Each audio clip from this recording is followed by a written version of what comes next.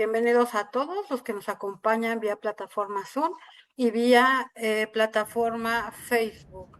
Empezamos con esta ponencia, el ciclo de conferencias totalmente gratuitas del mes de junio. Va a presentar su semblanza curricular. Maestro Roberto Maya, le doy el uso de la voz, por favor. Bienvenida, maestra Berenice, y bienvenidos a todos. Hola, excelente noche a todos Gracias. los asistentes.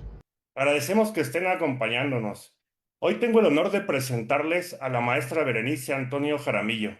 Es licenciada en Derecho por la Universidad Autónoma del Estado de México.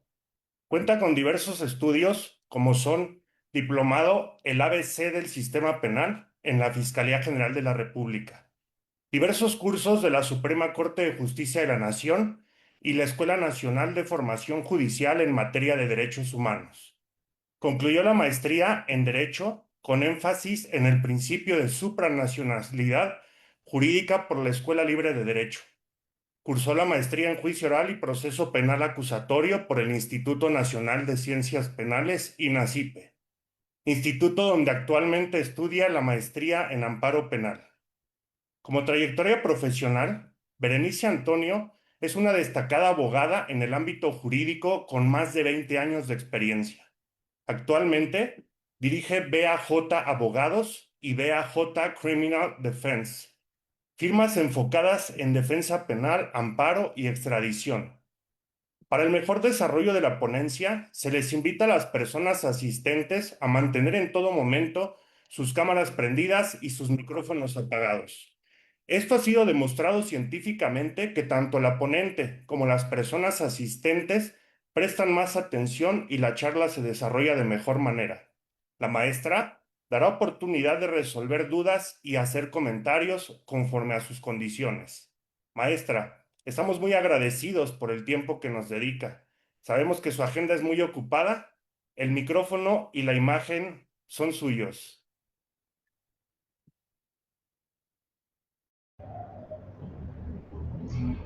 Muchas gracias, buenas noches a todos, gracias por la invitación. Para mí es un gusto estar con ustedes y pues vamos a comenzar.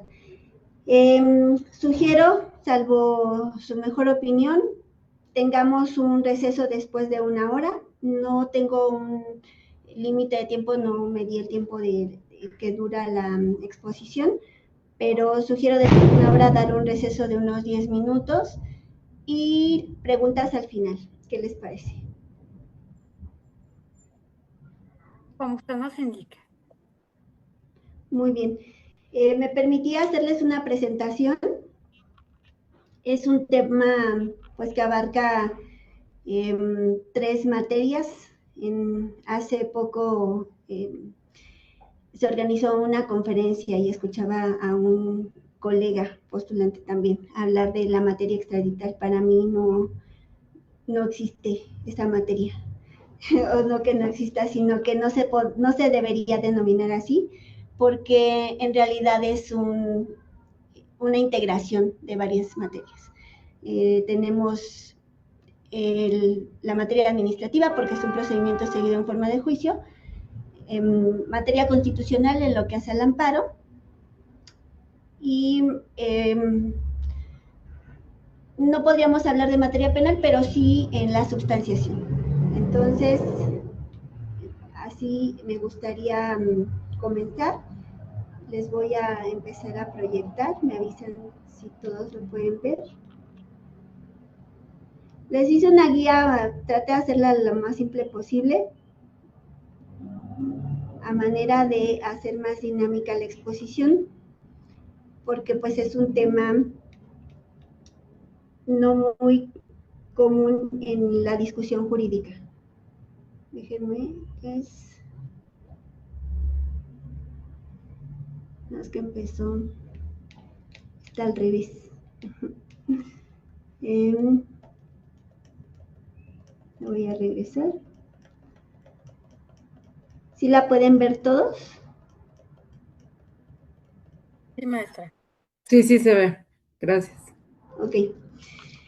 Entonces, el tema lo quise acotar porque es realmente lo que yo conozco en mi práctica profesional, la extradición entre México y Estados Unidos y su marco legal, que es el tratado, la ley, y en la práctica forense vemos la aplicación de tesis jurisprudenciales, amparos en revisión, amparos directos en revisión, y es lo que más se ha hecho. No hay ningún autor, desgraciadamente no hay literatura. Yo tengo un libro que es más un compendio, es más como una agenda de extradición, porque es solo una compilación de legislación, tratados, convenciones, y más que un libro que te explique en qué consiste el procedimiento. Entonces, lo que tenemos realmente es la ley y el tratado. Entonces, ¿qué es la extradición? La extradición en sí es la entrega material de una persona para ser juzgada en otro país. Las partes son el estado requirente, el estado requerido y el reclamado o solicitado.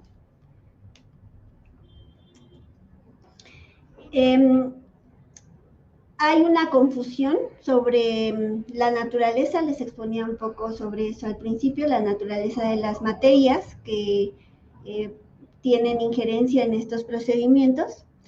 No es un juicio penal, digo, aquí lo debimos haber puesto tachado, pero no es un juicio penal.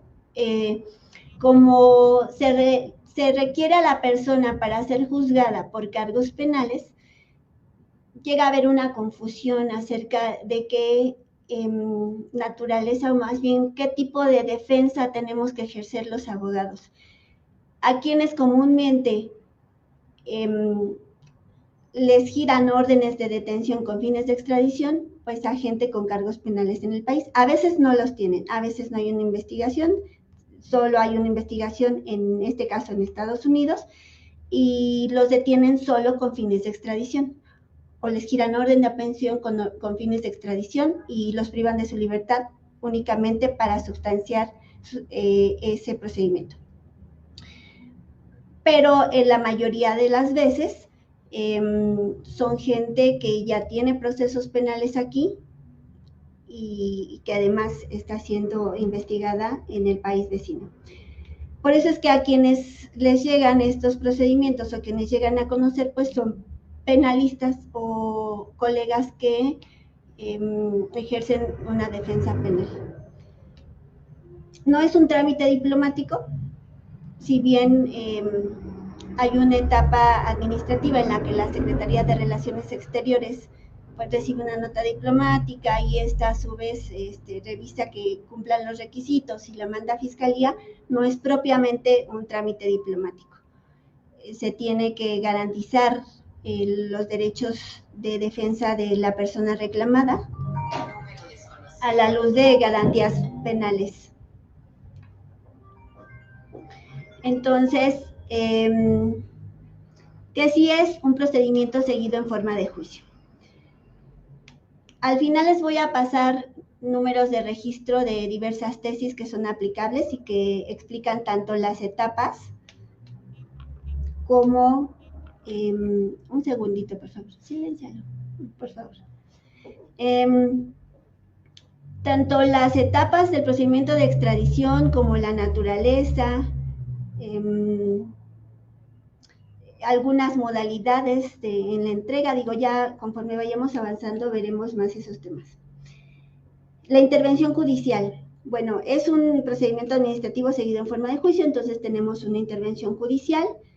Aquí es también algo que contribuye a la confusión sobre la naturaleza del procedimiento, porque conoce o quien, digamos que provee la garantía de audiencia o la hace valer, o ante quien se hace valer, pues es ante un juez de control, porque al final es un procedimiento administrativo, pero con estas garantías penales. Entonces, al estar privado de su libertad, tiene que ser oído en su defensa, se tiene que acreditar que se reúnan los requisitos de la extradición, que ya los veremos en unos minutos. Y finalmente tenemos otra fase, otra vez administrativa, porque depende de la decisión del Ejecutivo Federal el que sea entregada o no la persona. También esta guía se las hice para que puedan ir tomando notas, al ser un tema que no es muy comentado, podemos confundirnos o perdernos en los términos o no estar tan familiarizados con la secuela. ¿Cómo inicia este procedimiento? Hay una petición provisional de extradición. El país requirente hace una exposición tanto de general, el nombre de la persona, la identificación de la persona, dónde puede ser localizado, los cargos y nada más. Se le presenta a Cancillería, Cancillería la manda a Fiscalía, Fiscalía le solicita a un juez que aperture el procedimiento, que radique el procedimiento como ya sea procedimiento especial de extradición o extradición. Ahí ya depende del criterio de cada órgano jurisdiccional. Yo les comento mucho, sobre todo a gente más joven que inicia su práctica, pues que lean, ¿no? Bueno, que lean tanto acuerdos como los expedientes que tenemos. Y si hay una confusión acerca de la denominación del procedimiento, porque llega a pasar que en cada centro de justicia, no sé, por ejemplo, solicitud de traslado le ponen ST, pero hay otros estados donde le ponen procedimiento de ejecución, solicitud de traslado y le ponen PEST, o sea, la abreviatura, y ahí está confusión. Yo normalmente les sugiero que se vayan al portal y ahí al momento de promover, digo, quienes tengan FIREL, pueden ver las opciones que hay, pues ya que ese sea como que el nombre estándar que usemos para evitar confusiones. Entonces, ya en el centro de justicia que les toque, les corregirán en el primer acuerdo, ya les pondrán procedimiento especial de extradición o extradición. Parece dato menor, pero no me gusta a mí cometer errores en ese tipo de detalles porque nos vemos novatos, ¿no? Digo, no sé ustedes cómo se sientan, pero es importante. Entonces, una vez que bueno, este es el tipo de la provisional. La provisional únicamente se manda para que se le dé a conocer a la persona que hay una investigación en su contra y que está siendo requerido para ser juzgado. A partir de ese momento ya lo privan de su libertad y igual vamos a ver términos más adelante, pero hay un término en el que el país requirente está obligado o se obliga a enviar la petición formal, ya con las pruebas que tenga, bueno, con la orden en copia certificada de allá y con la debida validación, certificación, legalización, que es también un requisito muy importante. Las pruebas y la fotografía de la persona. Ese dato hay que tenerlo muy presente porque es materia de estudio de nuestra prueba principal. Entonces, una vez que mandan la petición formal, también le es notificada e inicia digamos, el ejercicio de su defensa propiamente y el periodo probatorio, o poner excepciones, ya lo veremos a detalle. En la audiencia donde se le notifica la petición provisional no hay nada que hacer, su único fin es que se le notifique a la persona. Muchos colegas cometen el error de analizar los requisitos, no es el momento, o sea, tanto te puede tocar un juez que te diga, bueno, te escuché, ¿no? Pues sí, se tienen por hechas sus manifestaciones y ya, como te puede tocar a alguien que te regañe y pues ya hiciste ahí el oso con tu representado. Entonces, no hay nada que hacer ahí, más que escucharla. ¿Qué sí hacen muchos colegas? Promover demandas de amparo. Es el único medio de defensa extraordinario que puedes ejercer en extradición, porque igual lo vamos a ver otra vez, digo, no creo que esté de más, conforme vayamos avanzando, repetir ciertos detalles de lo que ya vaya diciendo. Entonces, y ya en la petición formal, sí puede uno revisar, ¿qué puede uno ahí solicitar? Revisión de medida cautelar, pero como conlleva una preparación especial también, o sea, el allegarse de datos de prueba y porque al final es de aplicación supletoria al Código Nacional, ahora conforme a las guías de extradición, que igual más adelante les paso la liga. Son públicas, están en la página del Poder Judicial. Ok, al final, después de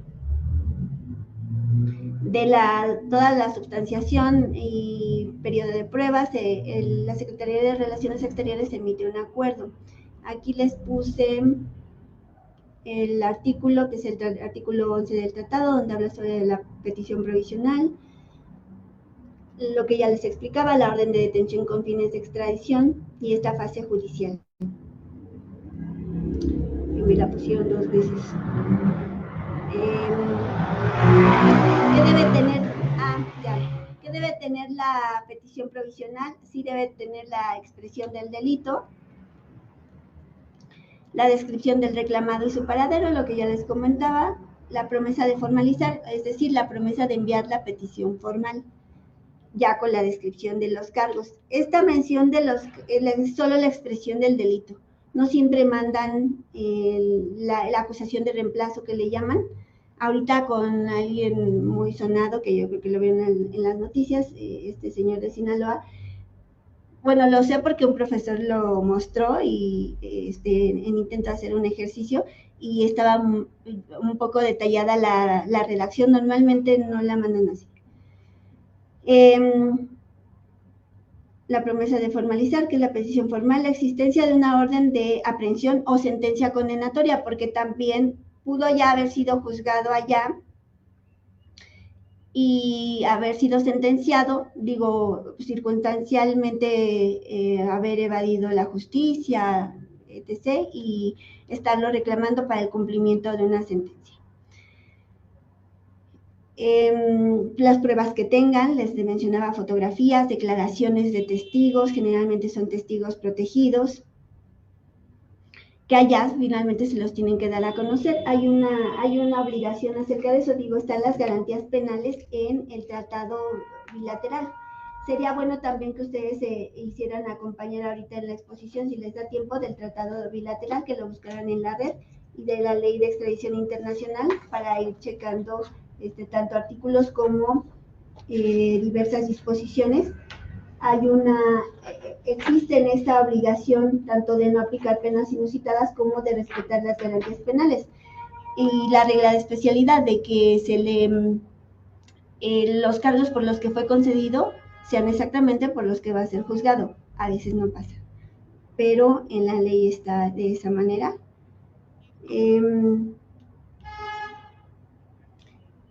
La parte requerida va a llevar este procedimiento y finalmente decidir si es entregada o no la persona con base en su derecho interno, y en este caso la ley ya es muy viejita y no ha sido reformada, por lo que menciona el Código Federal de Procedimientos Penales, que es y actualmente pues se aplica el Código Nacional de Procedimientos Penales, pero la ley es del 75, pero ha habido algunos transitorios del 87, 84, en el 94 hicieron la última, en el 99 la última modificación, pero pues han sido modificaciones mínimas. Entonces, es otra de las cuestiones que motivaron el diseño de las guías judiciales en materia de extradición, que ahí hay otro tema.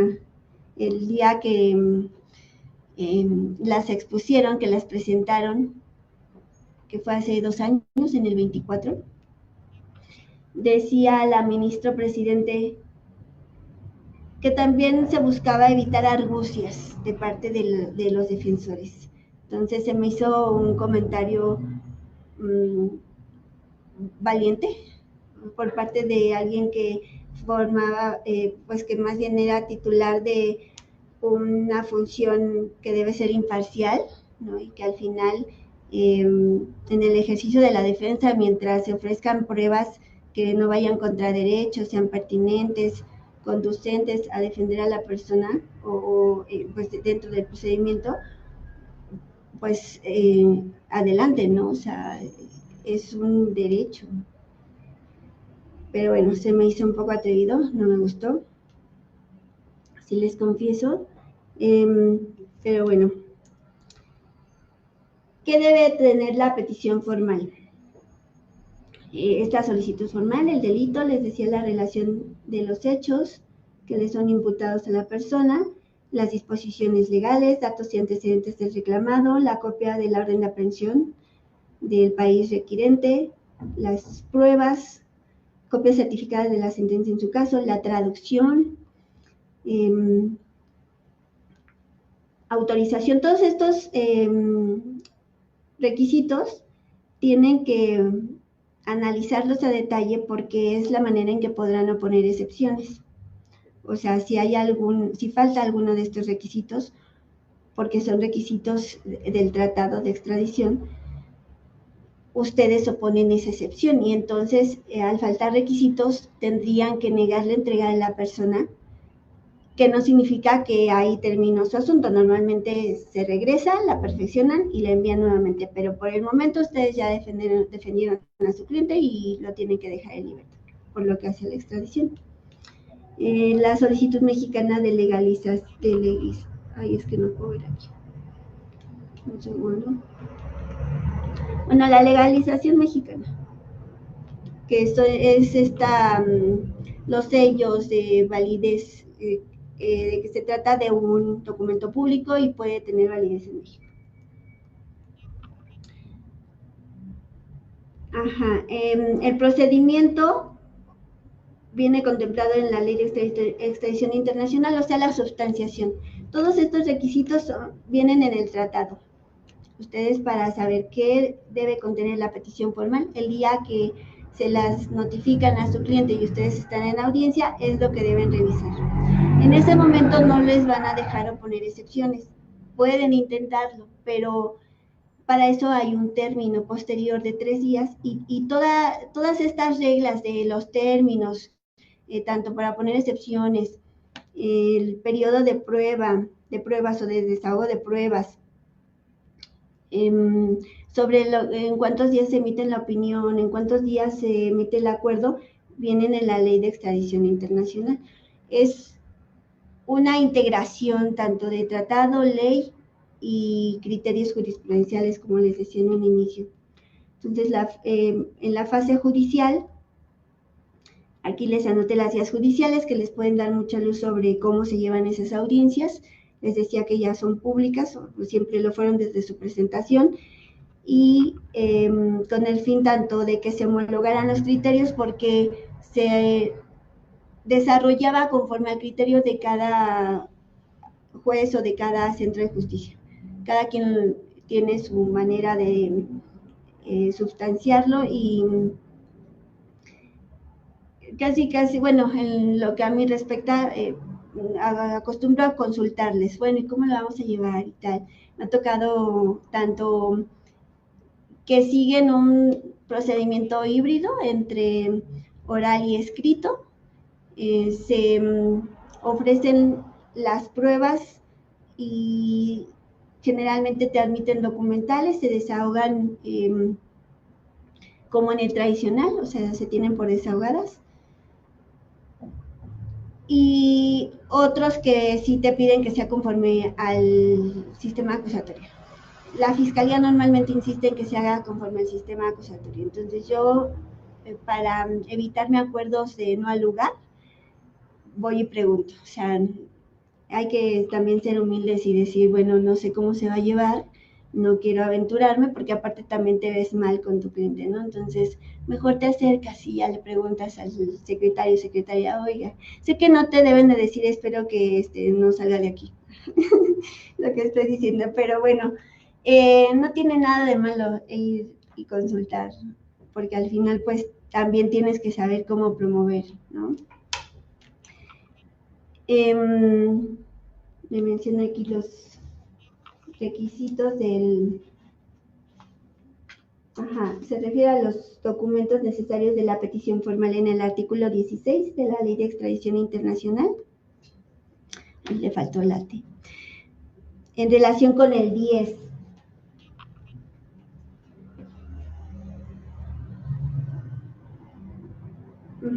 Entonces son los requisitos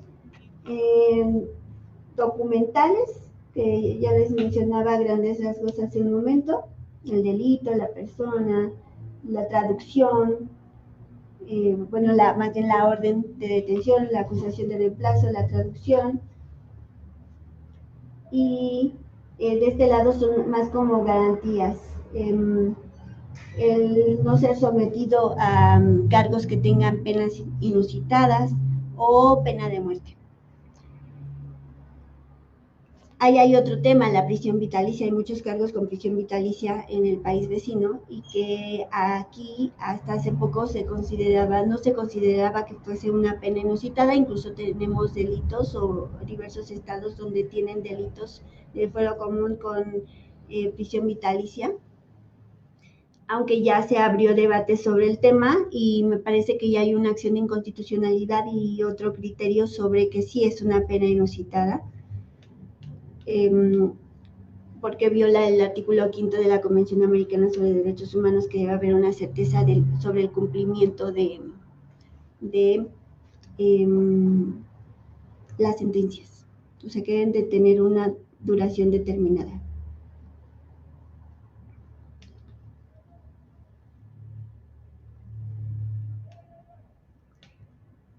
No tengo aquí el ¿cuánto llevamos? Digo, no me quiero pasar de la hora para que también descanse. Ok, vamos bien.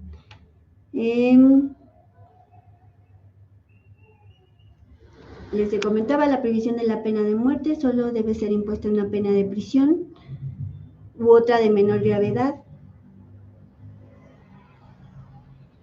Los delitos o conductas consideradas como delito deben ser también punibles en México. Hay un anexo en el tratado donde viene una lista de cuáles son los delitos. No se tienen que llamar igual.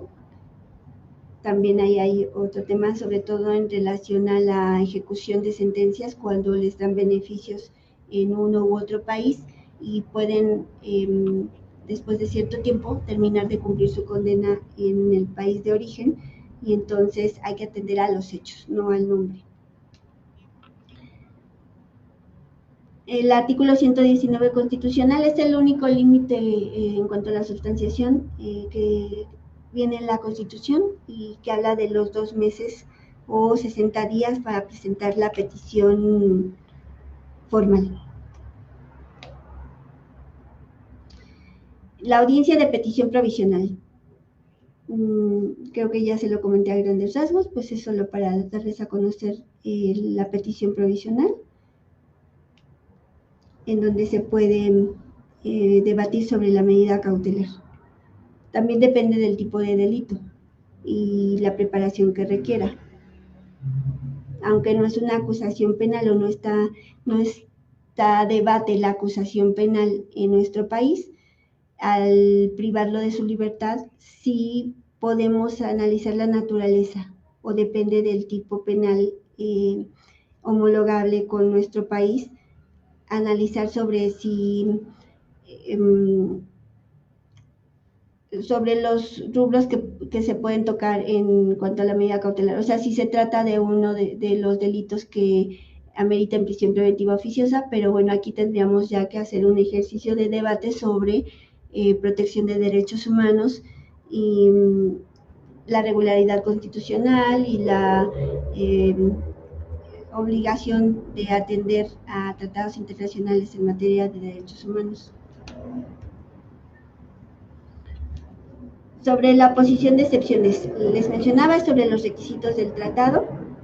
Tienen 3 días a partir de que les notifican la petición formal para oponer esas excepciones. Normalmente se oponen por escrito las excepciones. Hay abogados que lo hacen de manera oral en esa audiencia, no se los recomiendo porque además hay que hacer un análisis más minucioso acerca de los requisitos del tratado y si se están observando o no, y porque de eso va a depender también cuánto dure el periodo probatorio.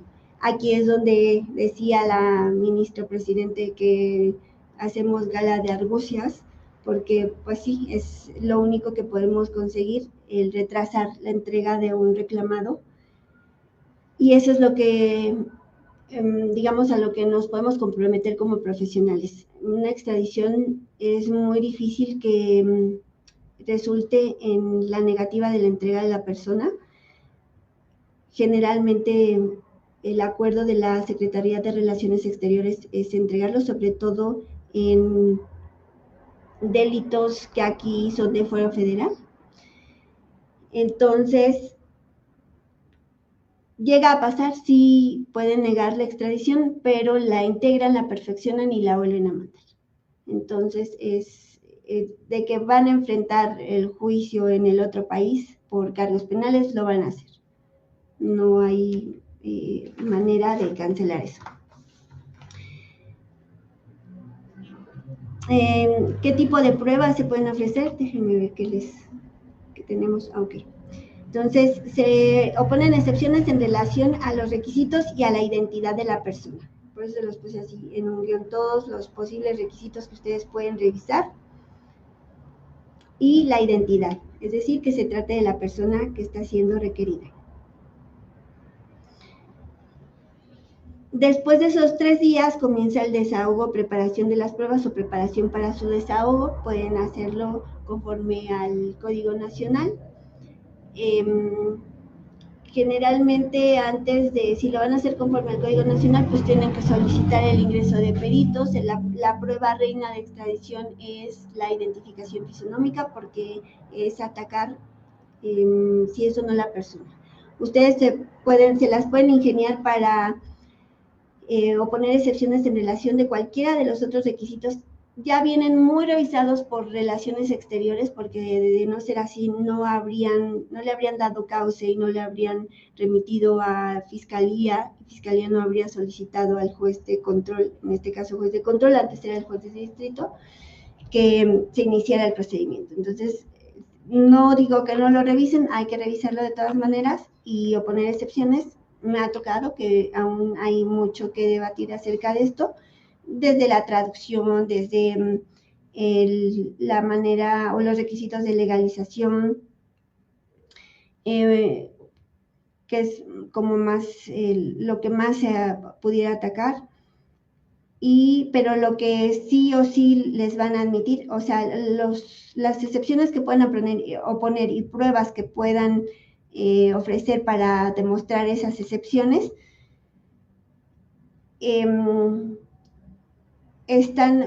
pueden estar a criterio del órgano jurisdiccional, o sea, las van a revisar más minuciosamente. Pero en lo que se refiere a la identidad, cualquier dictamen relativo a probar que su cliente no es, se los van a admitir. Entonces, la principal prueba que ofrecemos, el principal dictamen, es el de identificación fisonómica. El periodo probatorio en la ley, que viene, me parece, en el artículo 25, no se los anoté aquí, pero es el artículo 25, es de 20 días. Entonces, es ahí donde nosotros, a fin de que se desahoguen las pruebas, pedimos prórrogas o lo vamos atrasando. Entonces, ¿por qué? Porque, bueno, primero en 20 días, aunque ya tengas a tu perito, pues tiene que solicitar el ingreso al centro de reclusión. Hay una preparación para este dictamen, que es la toma de fotografías. Puede entrar otro perito diverso a la toma de fotografías y otro a hacer el dictamen de identificación fisonómica. Y a veces no mandan todo, no mandan toda la información. No es cierto, es el...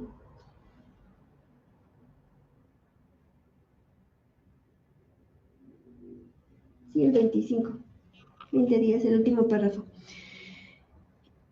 Solo mandan una imagen y esa imagen nunca se sabe de dónde fue obtenida, si fue de redes sociales, si fue tomada directamente, si fue modificada, en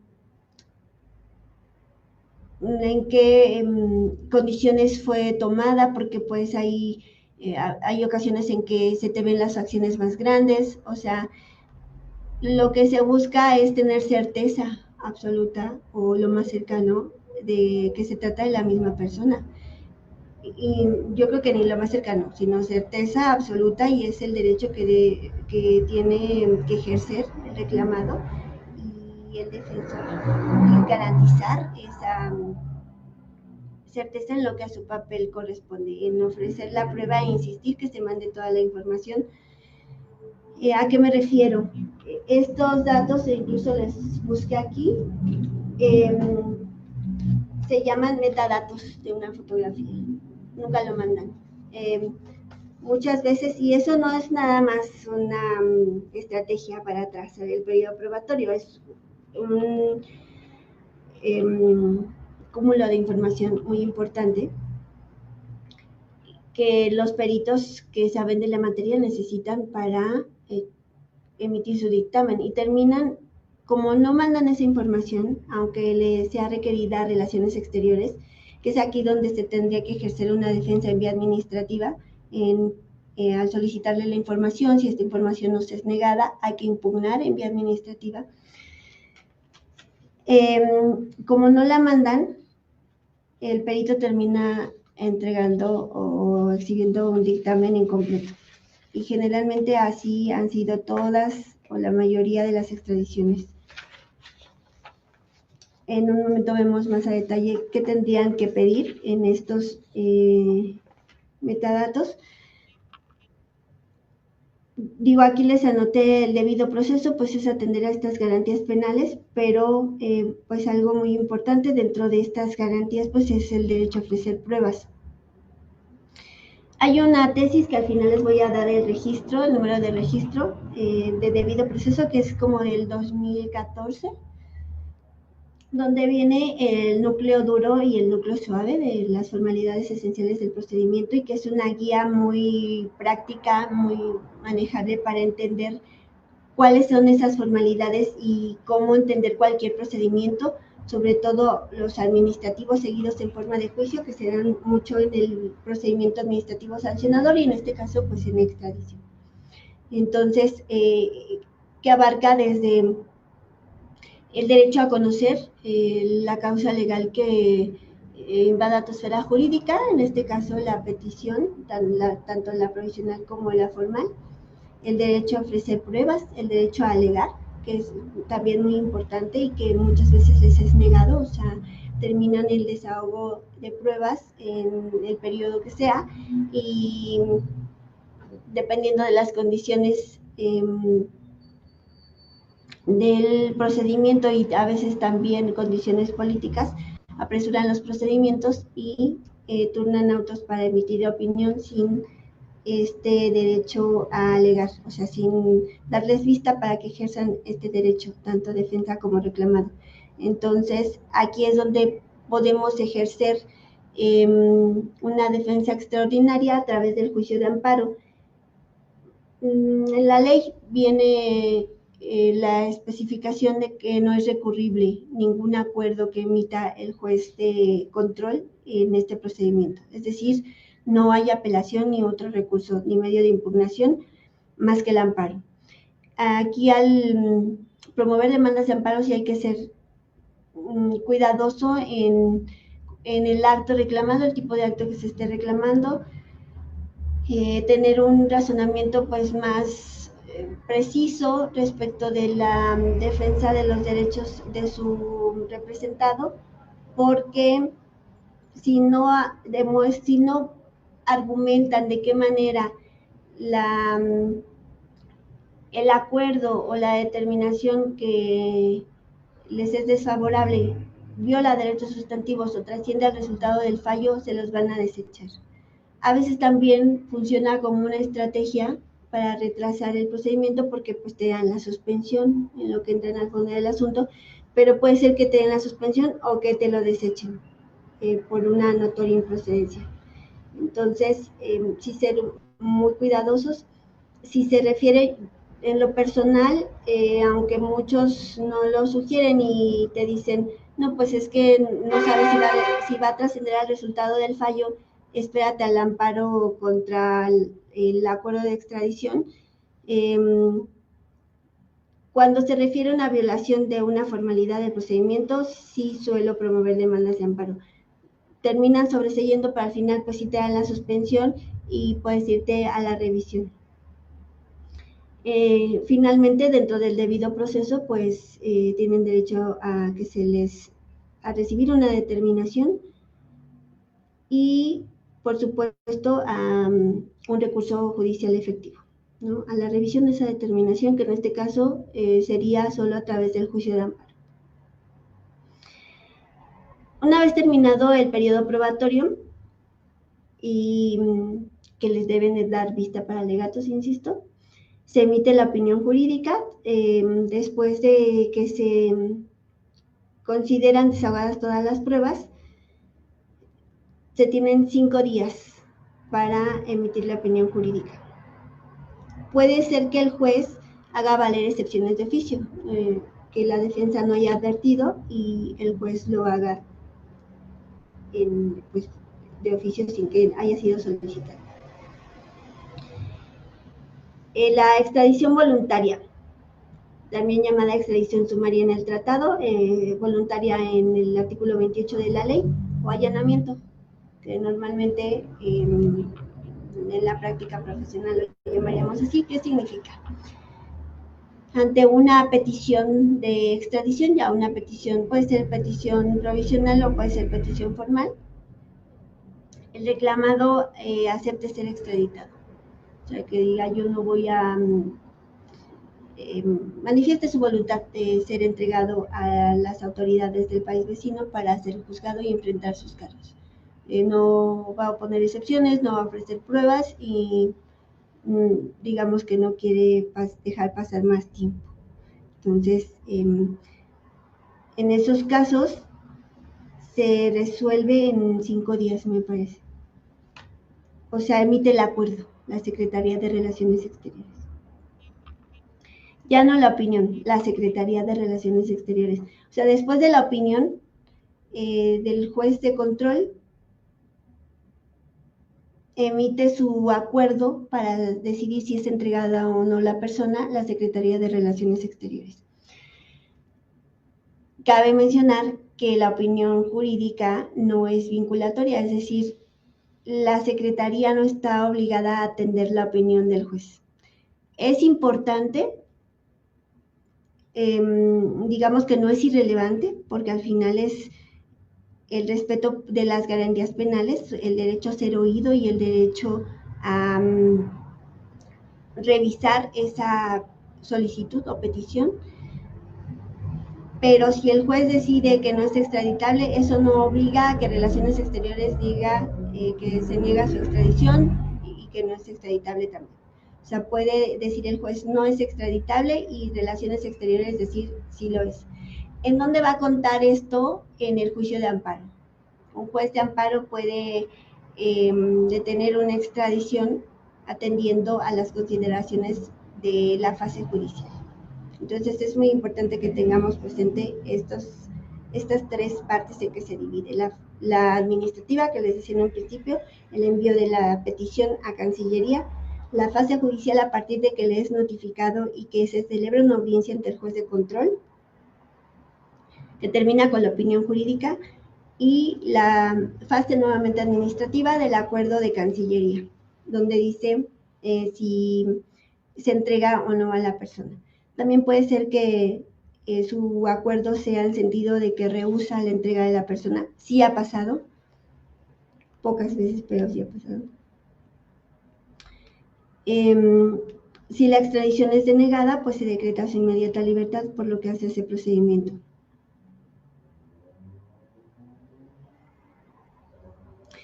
Hay una disposición en la ley de extradición sobre si el reclamado es mexicano y la posibilidad de que el país requerido, en caso de ser México, niegue la extradición. Normalmente no pasa, digo, en algunos asuntos donde he participado con otros colegas tienen esa idea, o sea, claro que hay que conocer la ley y el tratado, pero pues hay diversos criterios en donde de interpretación que nos explican cuáles son las precisiones ya en la práctica y no siempre se atiende a lo que dice la ley y el tratado, o sea, también depende de acontecimientos políticos de seguridad nacional, etcétera. Para promover el juicio de amparo. Antes, todavía en la ley, en el artículo 33 de la Ley de Extradición Internacional, el término que se contempla es de 15 días, pero ya con base en la Ley de Amparo, a partir de la reforma de 2013, en su artículo 17, fracción primera, el término es de 30 días. Este término es solo para el acuerdo que emite Relaciones Exteriores. Si van a promover demanda por cualquier otra violación de derechos durante la sustanciación, es el de 15 días. Tanto en contra de la petición provisional, porque hay colegas quienes lo promueven, como en contra de la petición formal y cualquier acuerdo de no al lugar o inadmisión de pruebas durante el periodo probatorio o de ofrecimiento de pruebas.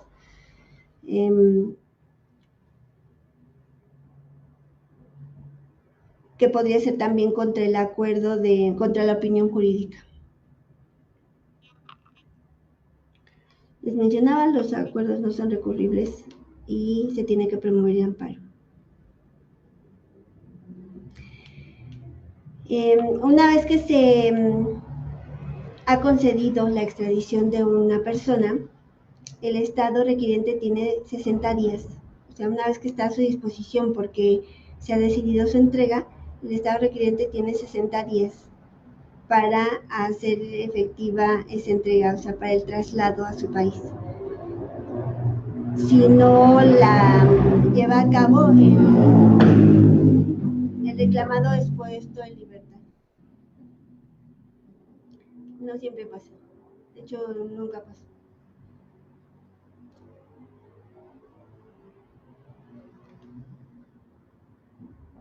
Ajá, aquí la ley de extradición internacional, bueno, aquí les puse la fecha, la que tenemos actualmente es del 87, aunque empezó está vigente desde el 75.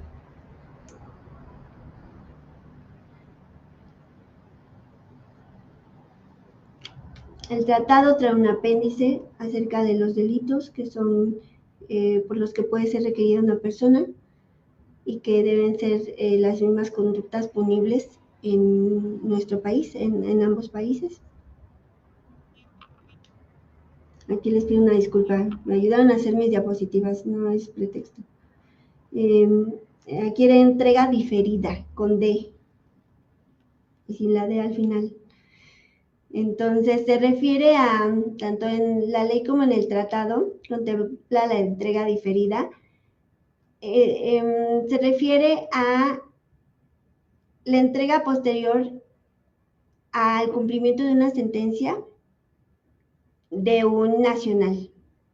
Es decir, puede ser requerido para ser juzgado en otro país y estar siendo juzgado en México,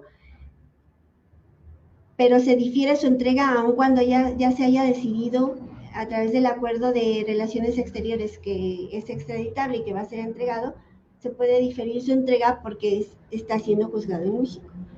O bien en el cumplimiento de una sentencia, ya fue juzgado, recibió una sentencia y hasta que termine de cumplir esa sentencia tendría que llevarse a cabo su entrega. Llega a pasar pero lo mismo digo, en un ratito comentaremos o al final comentaremos ciertas cuestiones o situaciones que se dan en la práctica y que no vienen en la ley ni en el tratado.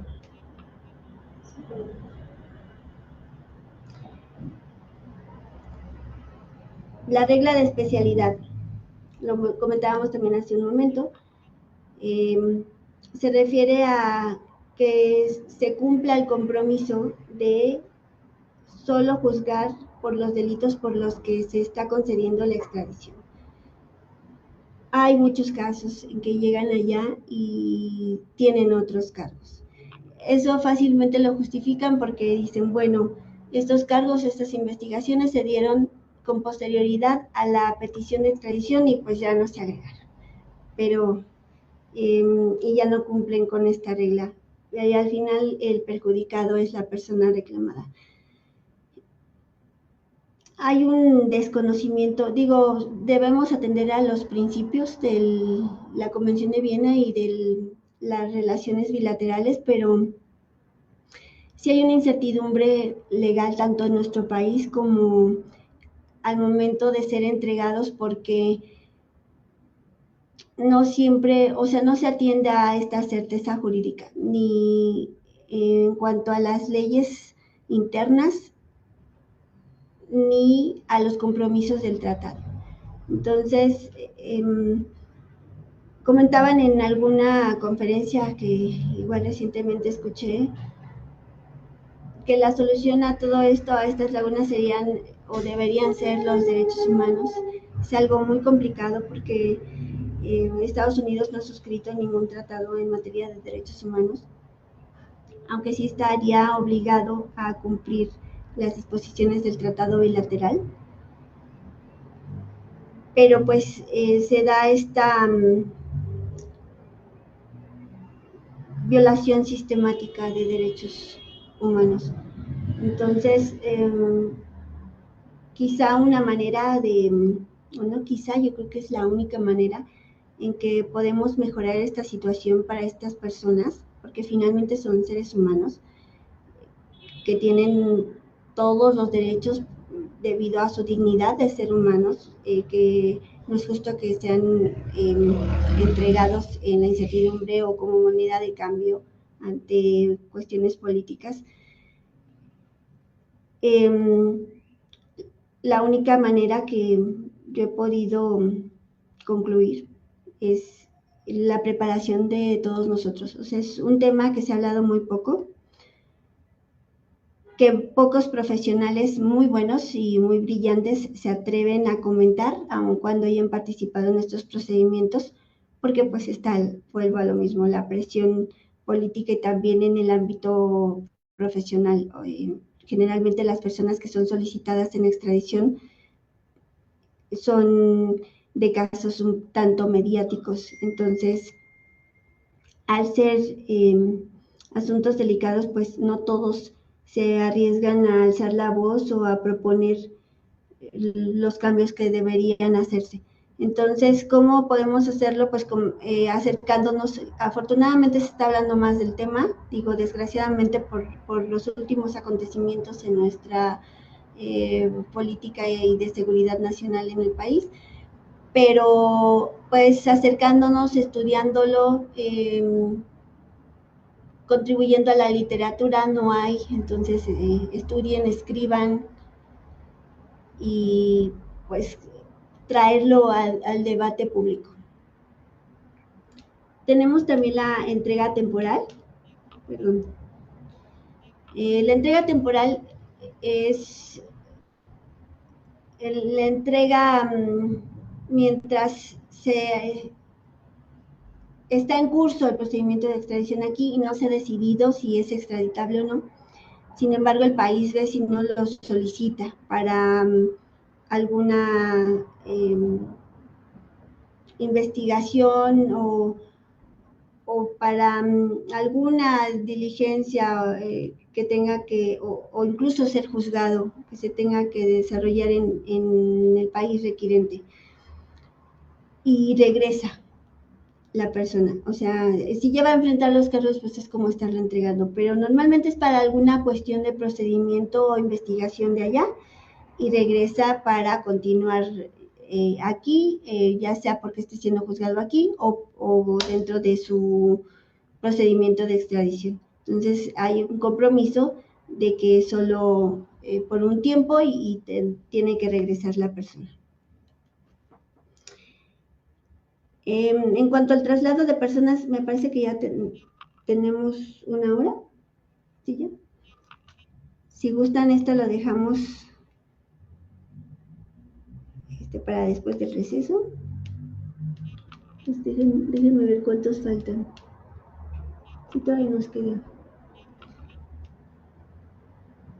Un segundo.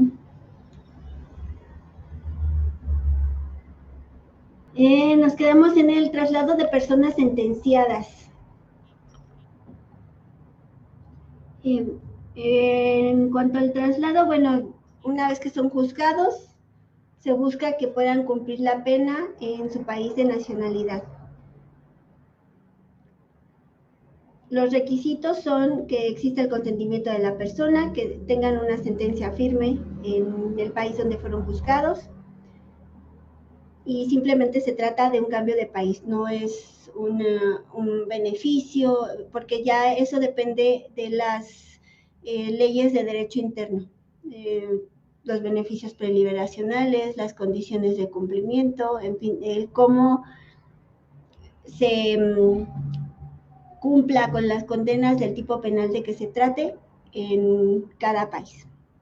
Entonces aquí lo único, digamos que lo que se busca es que ya estén en su país de nacionalidad.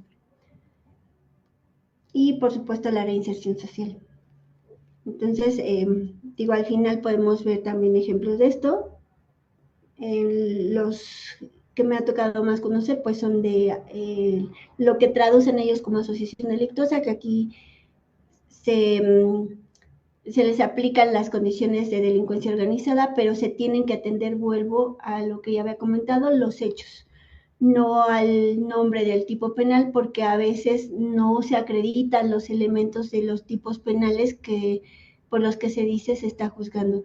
Y hay variaciones, o sea, hay delitos que son parecidos entre sí, por ejemplo, este de asociación delictuosa y delincuencia organizada, ambos existen en nuestro país como tipos penales distintos, con particularidades, pero uno recibe beneficios preliberacionales y el otro no. O bueno, ya no es preliberacionales, ya es libertad anticipada y las condiciones que marca la Ley Nacional de Ejecución Penal.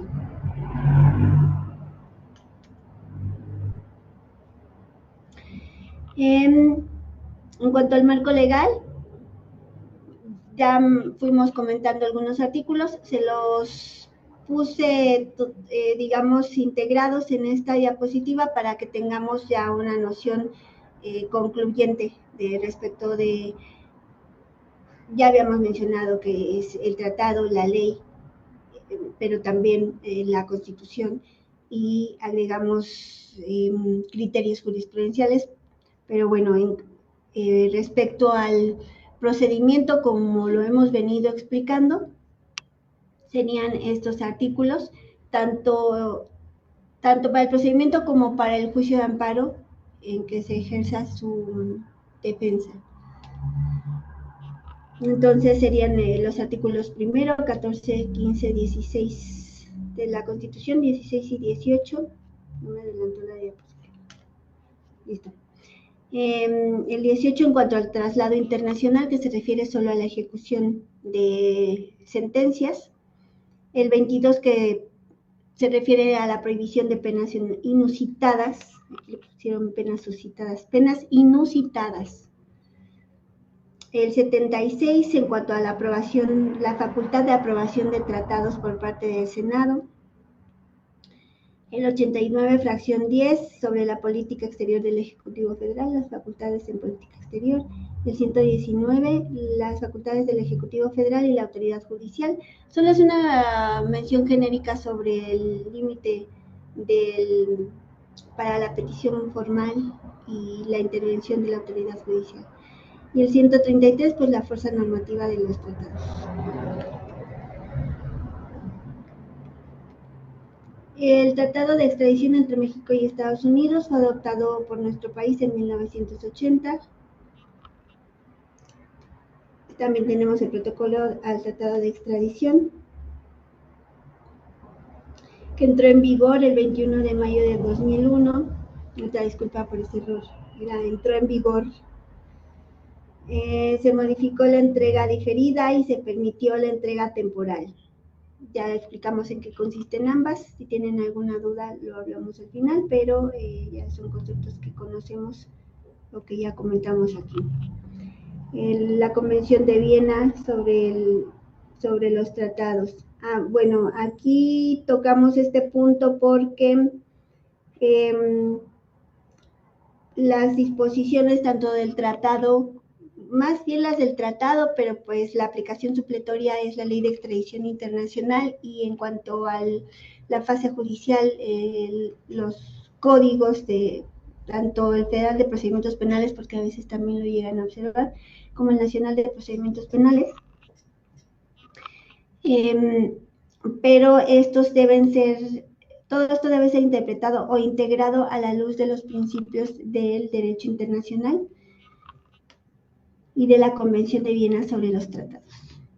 Y sobre digamos que esta convención nos habla sobre las pautas que debemos seguir ante algún punto de discrepancia en la aplicación de los tratados.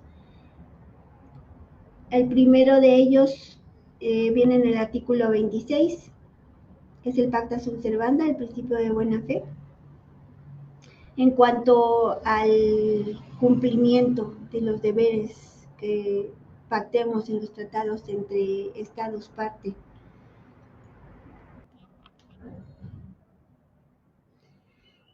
Les explicaba, íbamos en el pacta sunt servanda, el principio de buena fe. El 27, que habla de derecho interno, dice, bueno, lo correcto sería: derecho interno no justifica el no cumplimiento de un tratado. Ahí, para que le corrijan, si están tomando notas, que el derecho interno no justifica, porque dice no justicia. Y es que mi asistente me ayudó a hacer las diapositivas y ya no las revisé. Una disculpa.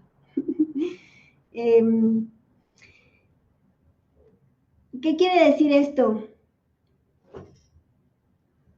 Que ante un eventual procedimiento de extradición tiene que atenderse el tratado exclusivamente, el tratado, y a falta de disposición del tratado, la ley. Pero ya, bueno, hicimos hace rato una distinción. No, digamos que no es una laguna o no está sujeto a interpretación o no hay como interpretación libre acerca de eso. El tratado va a exponer los requisitos de las peticiones, de la petición provisional y la petición formal. Hay una división muy clara en cuanto al contenido. Y la ley va a sustanciar el procedimiento conforme al derecho interno. O sea, el tratado delimita qué es a lo que se compromete a mandar para acreditar la acusación en su país, en el país requirente. Y la ley, el cómo se va a decidir sobre si una persona es extraditable o no. Es decir, cómo se le va a dar trámite o cauce legal a las peticiones de extradición, las formalidades de la fase judicial y finalmente también el procedimiento posterior en que Cancillería decide si entrega a la persona o no. Entonces, para que lo puedan identificar y separen el ámbito de aplicación tanto de la ley como el tratado, porque muchos colegas dicen, bueno, si el tratado no lo dice, hay que atenernos a la ley. Hay una delimitación muy clara en cuanto a eso, y cualquier promoción que ustedes realicen dentro de la fase judicializada o incluso de relaciones exteriores puede resultar inoperante. Y es falta de cuidado de la defensa. Digo, no pasa de que nos acuerden no al lugar, pero se ve mal. Y también perjudicamos al reclamado, porque podríamos estar invirtiendo nuestra atención y nuestras estrategias en una defensa eficaz.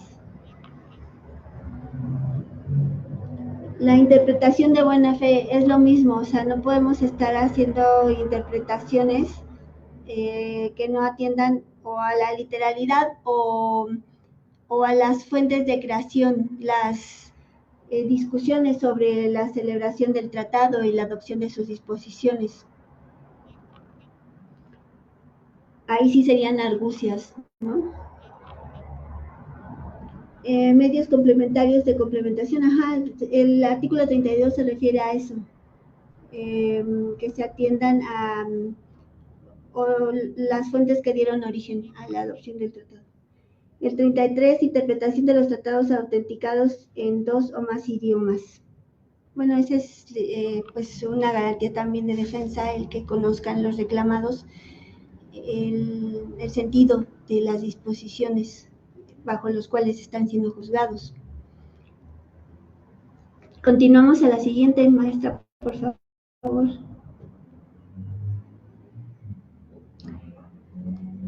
Esto también ya lo comentábamos un poquito a lo largo de esta charla. La integración normativa, constitución, tratado y ley. No hay como una aplicación exclusiva de una u otra.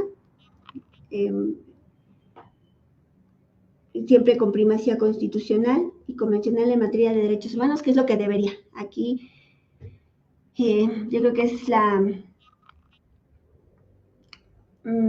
iba a decir materia, pero no me gusta llamarle como que se trate de una materia exclusiva, pero digamos que son los procedimientos que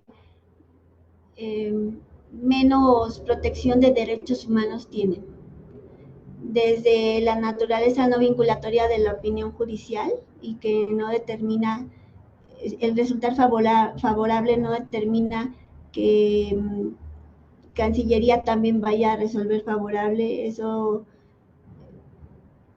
se supone que no es irrelevante en la fase judicial, pero a mí me parece hasta un desgaste para el reclamado, porque pues contrata una defensa para pues ser oído en su favor, para oponer excepciones que al final, si al juez le resultan convincentes o hacemos una defensa eficaz, pues no van a trascender al resultado del acuerdo de relaciones exteriores. Y entonces, ¿cuál es la relevancia, ¿no?, de la fase judicial? Y que finalmente es la única fase en la que puede ejercer su defensa, porque pues ante el acuerdo previo a eso no hay manera de que pueda defenderse. Un amparo únicamente puede detener temporalmente el cumplimiento de una orden de detención o digamos, la secuela en el cauce normal del tiempo, pero al final no van a tener mayor trascendencia en la protección de su esfera jurídica, y la única fase pues es la fase judicial. Y si esta no va a tener una importancia en la decisión de Cancillería, entonces ¿cuál es el propósito? Les repito, falta mucho escribir sobre eso y mucha participación de parte de todos nosotros para cambiar las cosas. La siguiente, maestra, por favor.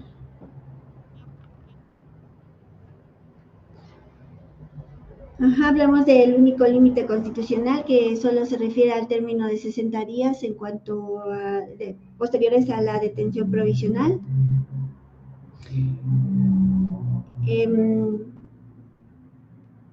Y que se debe de cumplir con estos requisitos de los requisitos del tratado, referente a la mención de las conductas por las que está siendo acusado y solicitado para ser juzgado en el otro país, los documentos que lo acrediten, tanto la orden de aprehensión con la certificación del Departamento de Estado del país requirente,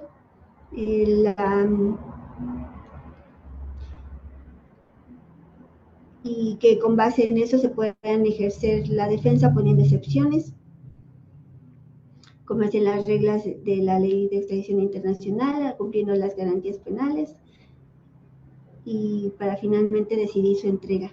La siguiente, por favor, maestro.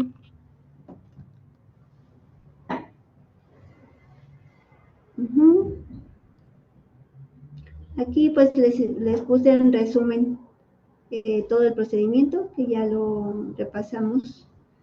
Espero que no haya dudas en cuanto al orden y las etapas.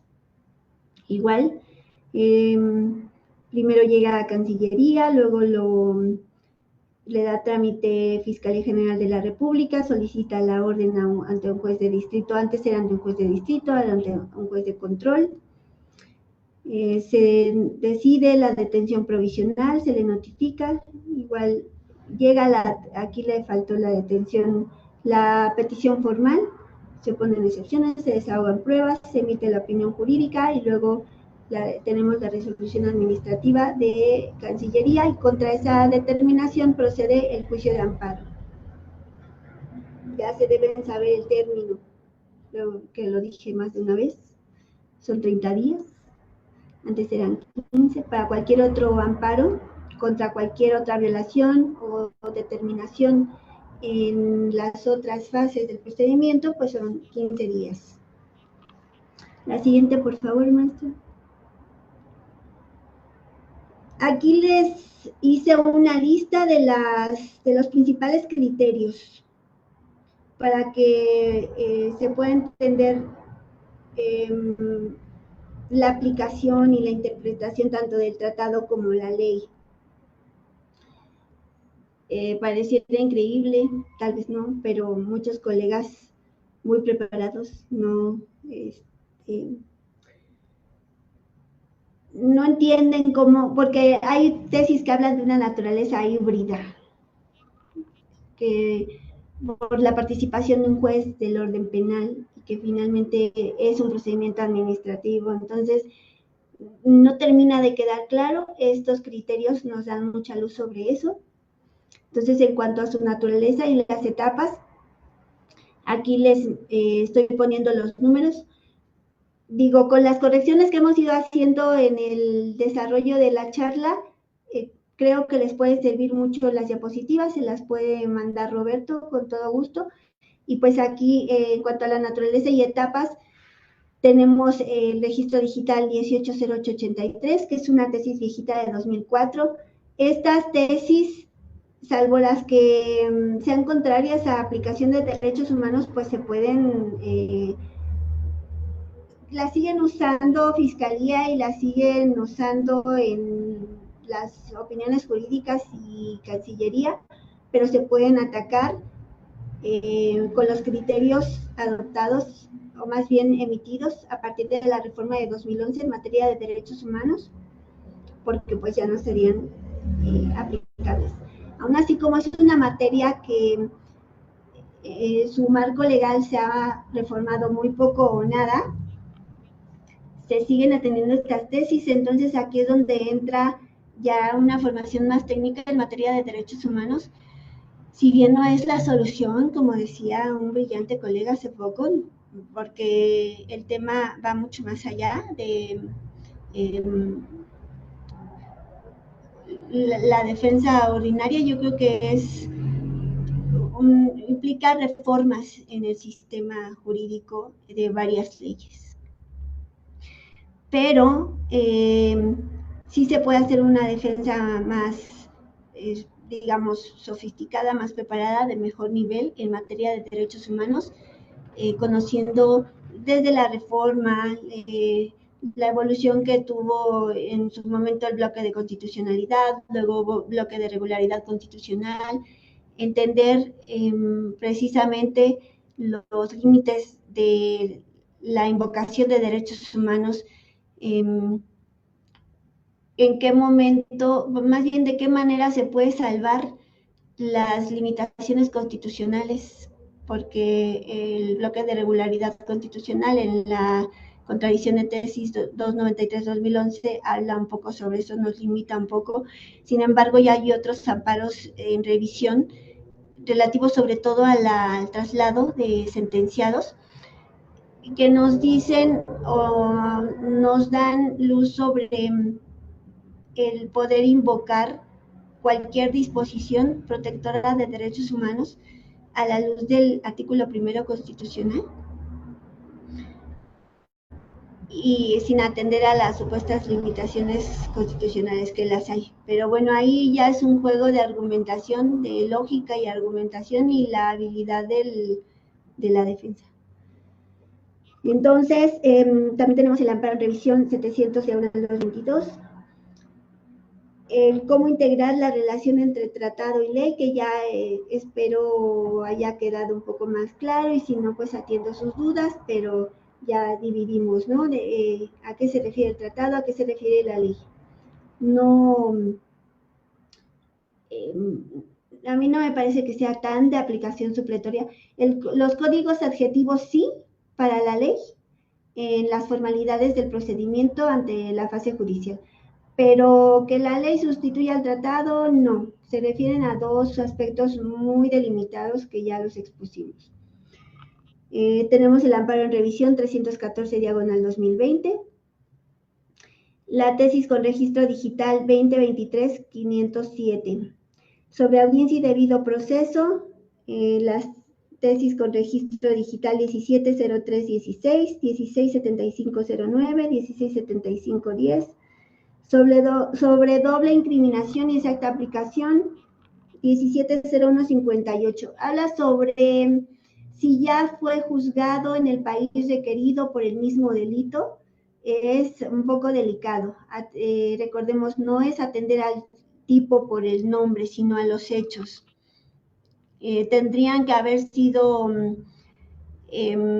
haber tenido su origen en las mismas pruebas, para determinar y referirse a los mismos hechos, mismos sujetos, mismo objeto, dependiendo del delito, misma finalidad, para considerar que ya fue juzgado aquí. Hay muchas investigaciones perdón, que empiezan con corporaciones estadounidenses, pero que tienen oficinas aquí, pero finalmente esas investigaciones o sus constancias terminan haciendo las veces de una denuncia anónima. Y la investigación aquí es muy distinta porque al final se integra con hechos acontecidos aquí. Y llega a veces a confundirse, sobre todo abogados porque también en Estados Unidos hay abogados que no tienen experiencia y que leen por primera vez el tratado bilateral y encuentran muchas maneras de defender a su cliente y no lo saben leer o no lo saben aplicar. Y, por ejemplo, viene esta figura del non bis in idem, que precisamente se refiere a la doble incriminación, al prohibir la doble incriminación, pero sí es muy... Hay que cuidar los aspectos del hecho, o sea, cómo se conforma un hecho. O sea, hay un modo, un tiempo, un lugar. Hay sujetos específicos, hay circunstancias específicas. El que se refiera al mismo tipo penal no es que sea el mismo hecho. Si una misma corporación que existe en Estados Unidos inició una investigación allá y luego pretendió iniciar una investigación aquí con las mismas actuaciones o con las mismas constancias, aquí se inicia ya una investigación diferente. O sea, llega a fiscalía o inician esta carpeta, pero como ese documento no tiene validez aquí, porque es una indagatoria, es un indicio al final, un solo indicio que da origen a todo al resto de la investigación, pero ya esa investigación se hizo en México y ya los hechos por los que esa persona va a ser imputada en México, acusada y enjuiciada y eventualmente sentenciada, si se da el caso, pues ya será con datos de prueba, órganos de prueba en México. O sea, digo, porque ya me ha tocado asuntos así. Y entonces se confunden los abogados y les dicen a los clientes, sí, es que ya fuiste juzgado por esos hechos, no. Y terminan no sirviéndoles de nada. A mí me parece muy triste venderle la solución a una persona y que al final eso no resulte por falta de preparación o por falta de experiencia. Y también se da allá. Entonces sí es muy, muy delicado. Tenemos un cuaderno de jurisprudencia por si lo quieren buscar, justicia penal, extradición, y les digo, están también las guías judiciales. La siguiente, maestra, por favor. Es una antes. Ajá, errores frecuentes. ¿Cuáles son los errores más frecuentes que podemos identificar en el ejercicio de una defensa en materia de extradición? Bueno, no me gusta decirle materia, más bien en procedimientos de extradición. Confundir la extradición con el proceso penal, sí es muy común, ya lo comentamos, creo que quedó ya un poco claro. Al ser generalmente penalistas los que conocen de estos procedimientos, las más de las veces solo se lleva la defensa en penal adjetivo, porque pues es el observar las formalidades en la fase judicial, y nada más. No buscan más pruebas, no las solicitan a Cancillería, no interponen los recursos en materia administrativa, el recurso de revisión, los amparos en materia administrativa. Generalmente su servidora me lo llevo así. Sí, fase judicial, pero también y en cuanto a la naturaleza penal adjetiva, pero también en administrativo, también en amparo. O sea, y amparo no solo las demandas de amparo que se promueven, las que se pueden deducir fácilmente de los acuerdos y determinaciones normales, de las etapas normales, sino también otras demandas de amparo contra eventuales entregas, que el objetivo es obtener la suspensión ante una excarcelación fuera de procedimiento y eventual entrega a las autoridades americanas, y que normalmente estaban respetando las autoridades mexicanas. Ustedes seguramente vieron las noticias y vieron que se realizaron entregas masivas, muchas fuera de procedimiento, y que no respetaron los amparos que tuviesen promovidos varios de los reclamados. Aplicación del Código Nacional o del Código Federal de Procedimientos Penales va a depender de cada centro de justicia. Si ustedes estudian o leen, creo que hay un libro de extradición que no tengo, afortunadamente, porque no creo que me sirviera mucho, no les voy a decir el autor porque no quiero quemarme, pero depende del criterio de cada órgano jurisdiccional, del juez de control que lo lleve. Puede atender a la todavía aplicación vigente por la ultraactividad del Código Federal de Procedimientos Penales como al Código Nacional. Y generalmente las formalidades del Código Nacional no se observan. Habrá que analizar también las guías judiciales, a lo mejor en otra invitación, porque no sé qué tan cansados o con sueño estén ahorita, pero es un tema extenso. Las guías judiciales pues dan las pautas, pero no son observadas del todo y el objetivo buscado pues no se ha cumplido. Considerar vinculante la opinión judicial. Otro error, bueno, que no consideran más bien vinculante la opinión judicial y a mi consideración debería ser vinculante, es decir, obligatoria. Debería incidir en el sentido de la decisión de Cancillería. Confundir extradición con traslado internacional, normalmente hay esa confusión. Son dos procedimientos diferentes. El traslado internacional es muy sencillo, no necesitan abogado.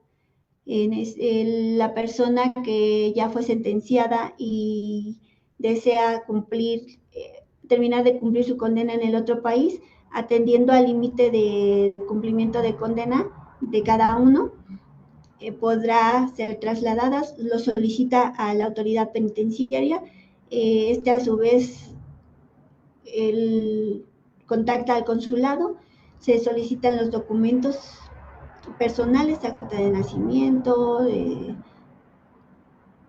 me parece que es acta de nacimiento, la sentencia, diversos documentos, ahorita no les hice una guía, no la tengo a la mano, pero inicia en el consulado, hace todos los trámites y contacta al país donde quiere ser trasladado y terminar de cumplir su condena, igual a través de Cancillería y el centro penitenciario. Dependiendo del fuero, del tipo a cumplir. Omitir el auxilio de apoyo consular. Cuando se trata de un extranjero, hay que solicitar apoyo consular, asistencia consular. Y eso, bueno, los que litigan y conocen el procedimiento penal, pues saben que siempre que se trate de un extranjero, debe tener asistencia consular. Principio de especialidad. Creo que ya lo comentamos, las fallas en este principio pues son que a veces llegan y tienen más cargos, o sea, hay un compromiso de no juzgarlos por otros cargos por los que no hayan sido solicitados, pero al final allá los esperan con sorpresas y les ponen más cargos. Entonces, sobre todo a figuras mediáticas, que bueno, del tipo de los que se han llevado en entregas masivas. Y bueno, es cuanto. ¿Dónde puedo ver las dudas? Me parece que están en el chat. Sí, maestra, en el chat, y pues no sé si le quiera dar el uso de la voz a personas para que complementen algún tema. ¿Dudas, compañeros? Me levantan su mano y prenden su cámara, por favor. A ver, tenemos un mensaje.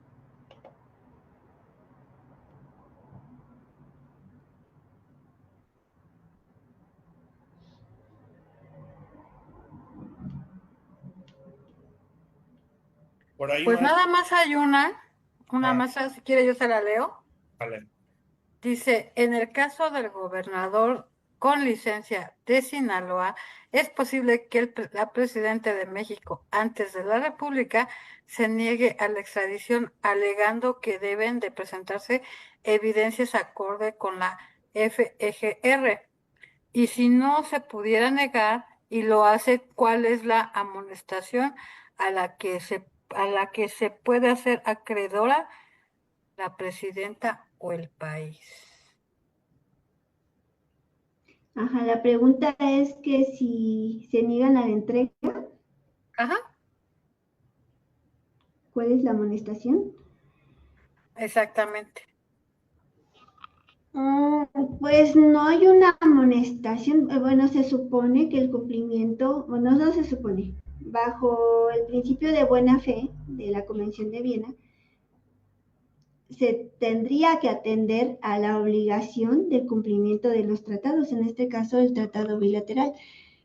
¿Qué consecuencias puede haber? Dado que tenemos una relación muy estrecha con este país y sobre todo en términos económicos, pues lo que ya hemos visto, amenazas de aranceles, el cierre de la frontera, una actitud hostil en las negociaciones de política exterior, porque deberían atender a este tipo de procedimientos atendiendo a los principios de la Convención de Viena.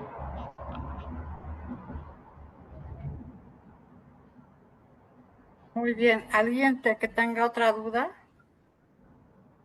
A ver, maestro Goya.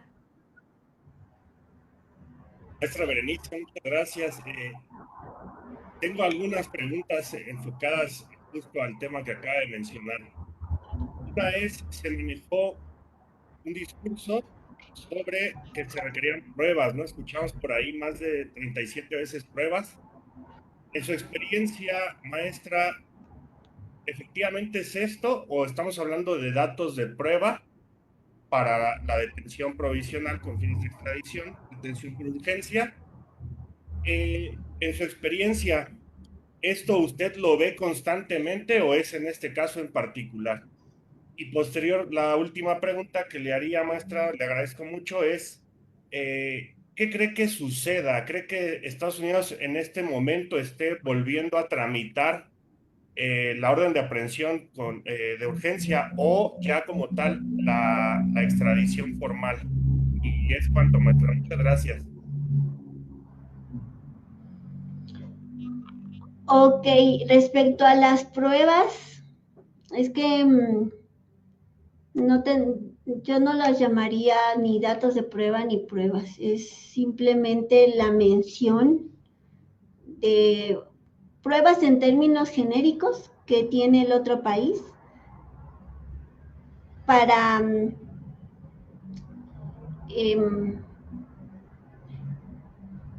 pues acreditar que hay una investigación en contra del reclamado. O sea, no, es que si ya los llamamos datos de prueba ya esperaríamos que aquí se desahogaran o para que tengan el alcance de pruebas.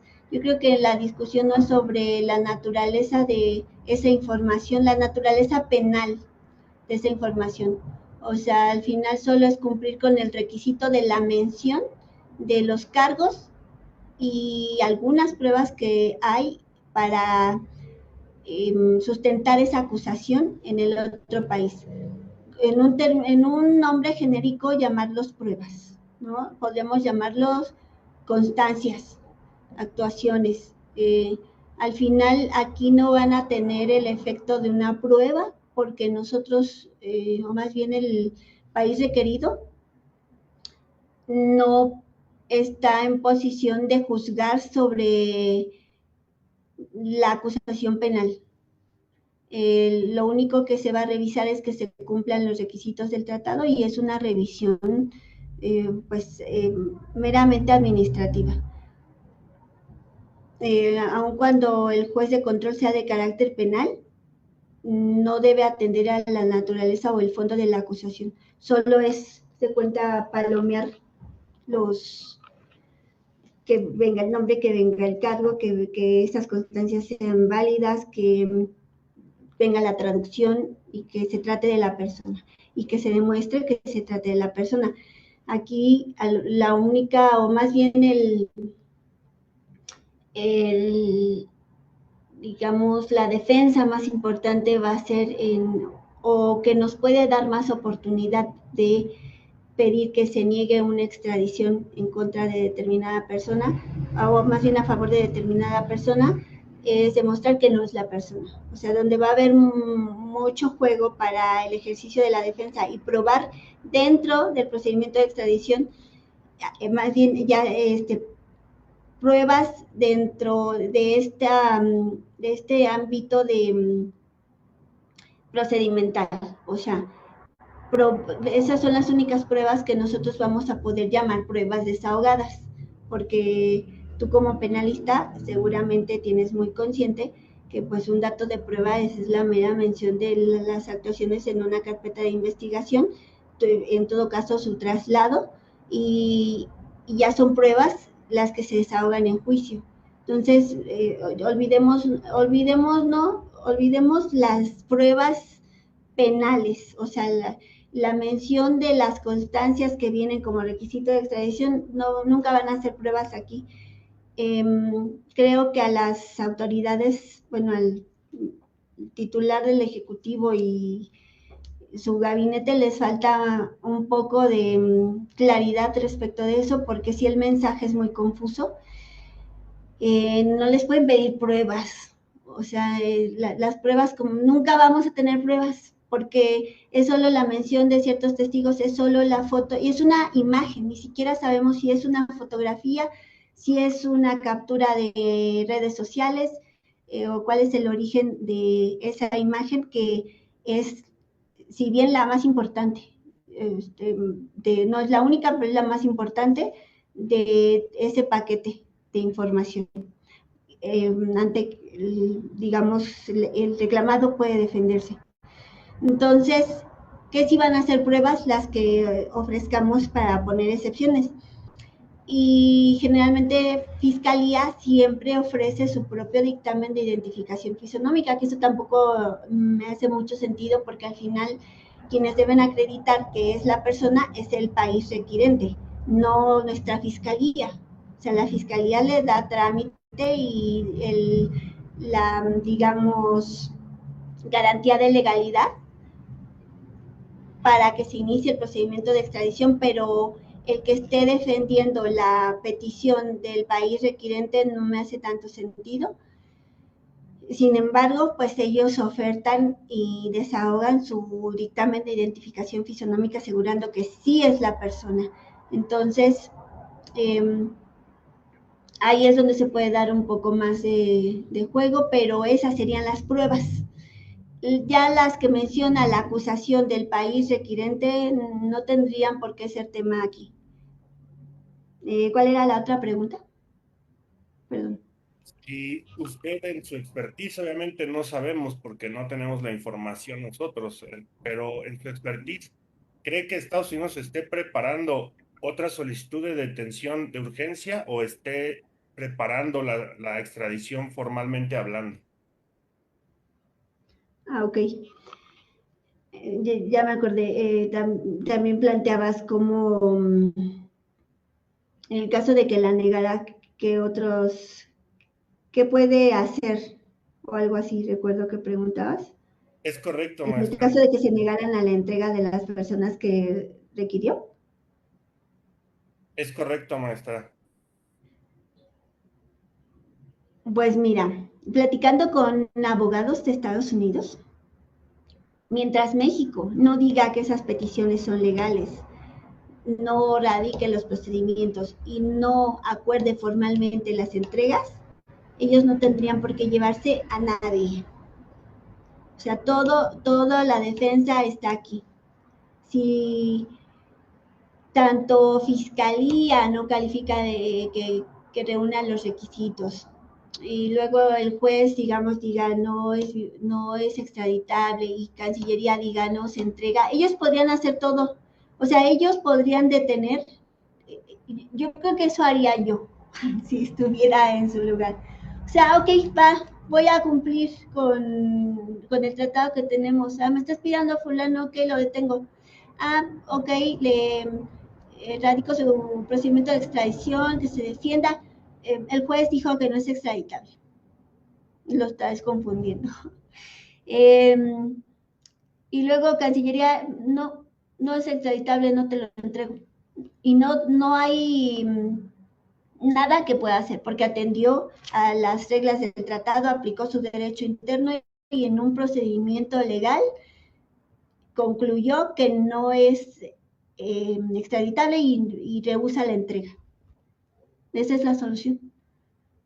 Estados Unidos no puede hacer nada. Legalmente no puede hacer nada. Ya que se metan y vengan por las personas o como le hicieron al presidente del otro país, pues es otra cosa. Pero dentro del marco legal, la aplicación del tratado, la observancia de los tratados que tenemos celebrados con ellos, tanto de extradición como de traslado, no puede hacer nada. Maestra, pero perdón, ¿Alguna ¿lo otra pregunta? considera que cuando pasó eso es porque también el otro los provocó, ¿no? Porque también, si damos cuenta, se está violando la soberanía de un país. Sí, exacto. O sea, si bien no podemos atender a disposiciones de derecho interno en el cumplimiento del tratado, sí hay límites, o sea, mientras nos conduzcamos en ese camino, no tendrían ni por qué intervenir el territorio, ni por Exactamente. qué detener a ninguna persona, no. Incluso, esto se los comento porque cuando he tenido yo defendidos, solicitados en extradición, siempre trato de llevar de la mano la defensa con el abogado americano. Entonces, ellos pueden checar, ir viendo su investigación allá, preparando su defensa allá, y siempre están en el entendido de que la defensa mexicana lo que va a tratar de hacer es de retrasar la entrega, de retrasar el procedimiento lo más posible. Entonces, eh, les comentaba esta prueba reina de identificación fisonómica, que es sin la cual no nos pueden dejar, no nos niegan, si la quieren ofrecer como la quieran ofrecer, si no atienden a las formalidades de fundamentación y motivación como quieran, nunca les van a negar la admisión de esa prueba, porque es la prueba sin la que no se puede ir un expediente de extradición a favor del reclamado. Siempre se les va a ser admitida, y es en la que podemos nosotros ver que sí se cumplan con lo que necesitamos. Mencionaba hace rato, por ejemplo, los metadatos. Es un registro que deja la cámara con la que supuestamente pudo haber sido tomada la imagen que mandan. Entonces, este registro nos puede decir si fue modificado el rostro, si su fuente no es fiable, si fue tomada de pantallas de redes sociales, si en qué lugar, con qué equipo, etcétera. Entonces, generalmente lo pedimos, nunca lo mandan, lo volvemos a pedir, y es una manera de, pues el fin no es retrasarlo, sino sí tener la información, pero como nunca lo mandan, pues con eso lo vamos retrasando. No sé, con cualquier otra circunstancia, yo les iba a comentar ahí en mil formas de retrasar la exhibición del dictamen, tanto por cuestiones personales del perito que lo esté realizando, obviamente se justifican, de salud, etcétera. Se pueden ofrecer más pruebas. El caso es alargarlo lo más posible, y lo comentamos con los abogados y la defensa ya. Y la sugerencia es sí, retrásalo lo más que puedas, y mientras tu país y las autoridades de tu país no lo entreguen, acá no podemos hacer nada. Y ha sido así siempre, siempre. Todas las veces que se han entregado personas fuera del procedimiento, dentro del procedimiento, es porque las autoridades mexicanas decidieron que así fuera. Ok, maestra, yo sí tengo una duda. Usted como Sí. especialista en este tema, usted tiene que tener el inglés a un 80, a un 100% para que usted como defensor aquí pueda comunicarse con la defensa de allá. Sí, no, digo, sí, es lo ideal, porque al final tenemos que revisar el paquete y la traducción, y tenemos que tener, eh, yo creo que al menos, no sé, un 70 del inglés de comprensión de textos. Y muchos de los abogados de allá tienen, o saben español, o tienen traductores. Aunque lo ideal, pues sí, es entender también el idioma, porque pues revisamos, repito, un expediente en inglés, y aunque mandan una traducción, llega a tener deficiencias. Ok, maestra, hay otra pregunta, bueno, que dice Ricardo Lapuente, pero los metadatos son borrados en automático por algunas plataformas, como lo son Facebook y WhatsApp. Exacto. Aquí lo que buscamos es que sea una imagen obtenida de manera directa. O sea, porque tú me estás diciendo, como país requirente, que me pides, no sé, a Pedro Pérez, pero si la tomaste de una plataforma, una red social, ¿cómo te consta que es Pedro Pérez? O sea, pudo tu vecino subir una foto y decir, este es Pedro Pérez. Y entonces, o tratarse de un homónimo. Entonces, si tú es lo mismo, eso sí, puedes aplicar los criterios que hay en nuestro país respecto de actos de investigación obtenidos de plataformas digitales, de internet, de redes sociales, de noticieros que también están en redes. Muchas veces la fiscalía dice, ay, hice una inspección de noticias. Bueno, pero no le consta para que se valore conforme a las reglas de la testimonial, porque al final son incorporados a través de un órgano de prueba, bueno, te tiene que constar de manera directa. Y lo mismo esa imagen. O sea, si tú me estás diciendo que me pides a Pedro Pérez, dime que el de la foto es Pedro Pérez y que la tomaste de manera directa de la cara de Pedro Pérez. No porque una red social te dijo que será Pedro Pérez o un noticiero. Muchas veces toman las noticias de detenciones, pero pues lo tomó N reportero que no conoces, que no te consta, si tomó realmente, pudo haber tomado al hermano, pudo tener un hermano gemelo, un vecino muy parecido, se pudo haber alterado la imagen. Entonces, efectivamente, si me dices, la datos, entonces no es una imagen fiable para ser materia de una comparación o un dictamen. Muy bien. ¿Alguna pregunta más, compañeros? Porque ya estamos a punto de cerrar.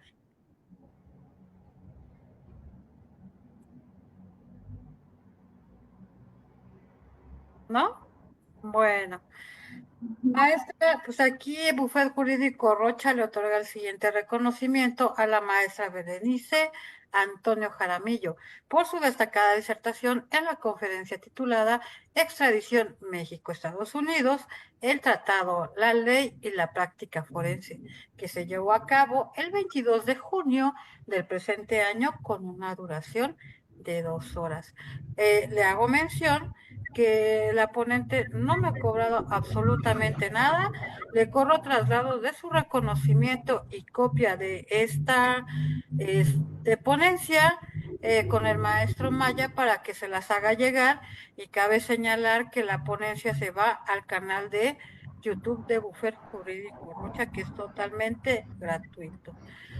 Pues bueno, le voy a aceptar la invitación para hacerte cargo sobre un tema que usted que fue algo muy contundente sobre las guías judiciales en esta materia que es de extradición, y pues bueno, ya estaremos coordinando nueva fecha con usted y bueno, y que también su agenda lo permita.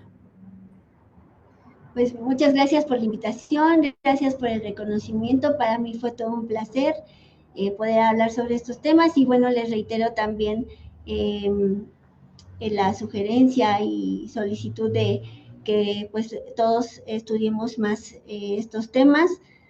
Ojalá podamos aportar también a la literatura y pues tenerlo como un tema vigente a manera de con el tiempo evitar esta violación sistemática de derechos humanos, porque pues es muy triste tanto para los reclamados como para sus familias.